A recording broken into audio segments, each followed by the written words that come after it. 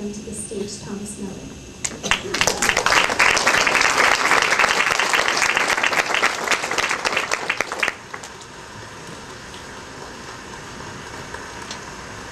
The good thing is I'm not singing after that. I wanted to ask Kari some questions and for you guys to get to know her better, and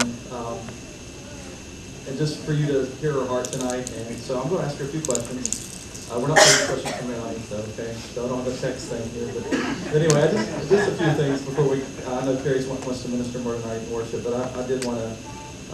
For you guys to hear her heart more. I know a lot of you guys go to Gateway, and a lot of you guys don't. And I've had the joy of being with Kari since 2002.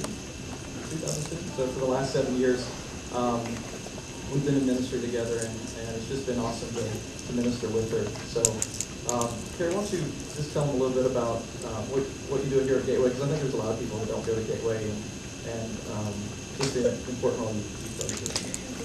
So this is our executive senior worship pastor here at Gateway. Did you say that already? Okay. So that's who this gentleman is here. And, I've been at church here since I came home from college in 2002. And came here my very first weekend and was like, oh, I want to stay here. This is awesome. And just started serving in the house and got on the worship team pretty soon after that. And just served and got to just be around amazing people. And right before I moved home from ORU, I was really asking these questions from God, like why? You know, what are you doing in my life? Have you ever been in that place? I'm sure none of you have. You never ask about anything. You're always just understanding what he's doing, right?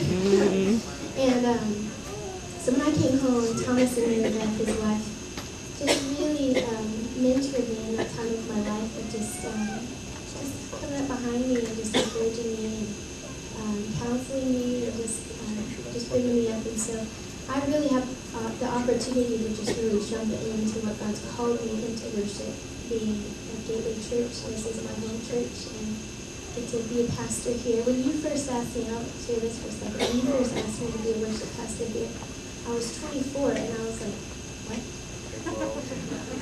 Make sure the Kevin stays on. Because I'm like really young, and I'm single, and you know, like I had this idea that I'd be married and be, you know, maybe in my 40s. Sorry if you're in your 40s and you're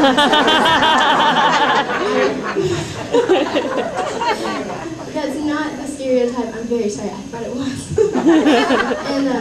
But what I realized really quickly is that being a pastor is not about a title. It's about just getting to experience having a little more trust with people's hearts. And so I remember my very first weekend standing right here leading worship as a pastor and not just a worship leader. And I felt different. I just felt like the Lord graced me with such a sweet presence, and just even being able to see spiritually in the room and just encouraging people, and I felt a trust from our congregation, and that was incredible. And so I've been able to just really learn a lot by being a pastor in the house, and I'm honored beyond measure. So for you guys, Twitters and all that, you're probably tired of hearing some of these stories, so I apologize for those of you who've been getting those. But yes, I mean, I've been doing worship since I was little bitty. My mom and dad traveled as evangelists when I was, little bitty. I was like 2 and 3. And of course, the songs then were like, I wish I were a butterfly. I think the Lord gave me wings, you know, things like that. So that was my first worship song to sing. and you got to tell them what your first worship list you put together was. Oh my goodness. Yeah, can you put that whole inside story? I was 10 years old, and I went to Restoration Church when I was younger. I know there's people from there.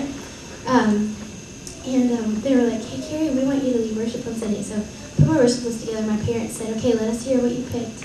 And I said, okay, I picked B-I-N-G-O. I didn't know it was a worship song. And I picked John Jacob Jingle High Worship.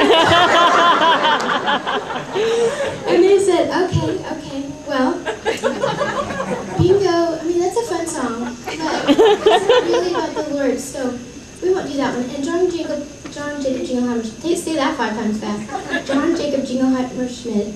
Well, that's a beer song. So we probably don't need to sing that at church either. Maybe Jesus Loves Me. Have you heard of that one? really funny. I already laughed about that. But yes. So since you were a small child, you knew that God had that calling on your life. Yes. Comes out in